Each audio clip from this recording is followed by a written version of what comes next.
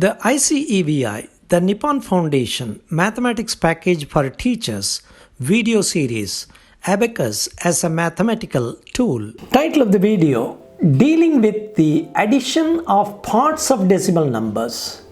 Option 1 in addition of decimal numbers is to add the whole numbers of the decimal numbers separately, add the decimal parts of the numbers separately, and then add the resultant values.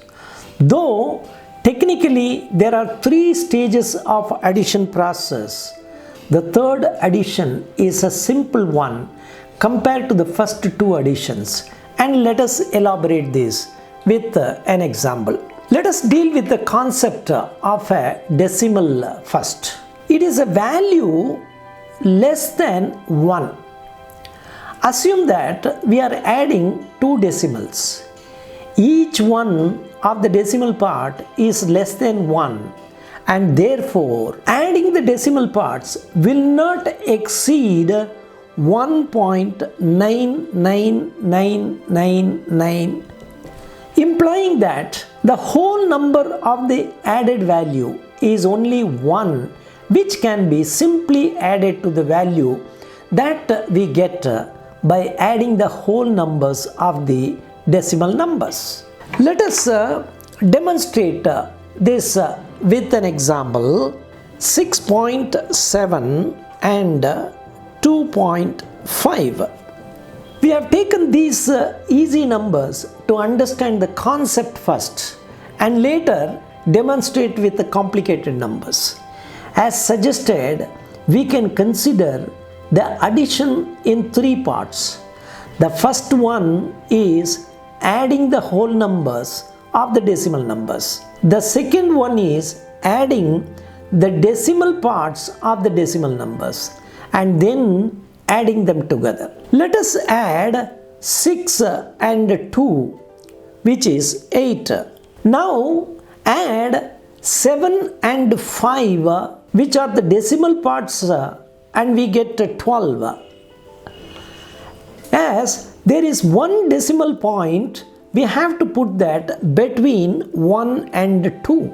That indicates that by adding the decimal parts of the 2 numbers, we get a whole number as well as a decimal part of the number. As there are only 2 decimal parts, the result cannot go beyond 1 as a whole number. The added value we get is 1.2. We can simply add 1 of 1.2 with 8, and the result is 9.2. The third step is something the child can do by heart without involving the setting process in the abacus. There are occasions when adding the decimal values may not give a whole number, and the added value may still remain a decimal point. Let us take the example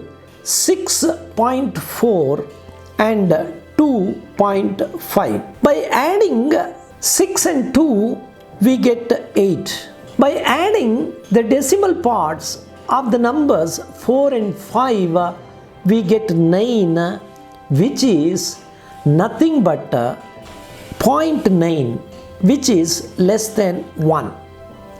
Therefore, the added decimal values of the 2 numbers is also a decimal value, and therefore we can simply say that the total is 8.9. As decimal operation comes fairly at a higher class of the primary grade, the child must have attained proficiency in simple addition, and therefore the third process of addition of the whole numbers and the decimal parts is not going to be complicated. Here we have demonstrated that the addition of decimal parts of 2 decimal numbers will not exceed 1.999. Similarly, addition of 3 decimal numbers will not give a value of more than 2.9999, and therefore in such cases too the third process becomes simple. Let us take the example 5.2, 6.7 and 4.8. Here the addition of whole numbers gives the value 15. Addition of the decimal parts gives a value 17, which should be treated as 1.7, and the addition of all numbers will be 16.7. Note that in the case of addition of 3 decimal parts too, it has not exceeded 2, whereas the maximum possible is just below 3. Let us demonstrate this. Let us take the example 5.9, 6.7 and 4.8. The addition of whole numbers here is 15. The addition of decimal parts, that is 9 plus 7 plus 8, which is 2, 4. That should be treated as 2.4. Therefore, the resultant value is 17.4. In this case, the addition of the 3 decimal parts has exceeded 2 but below 2.9999.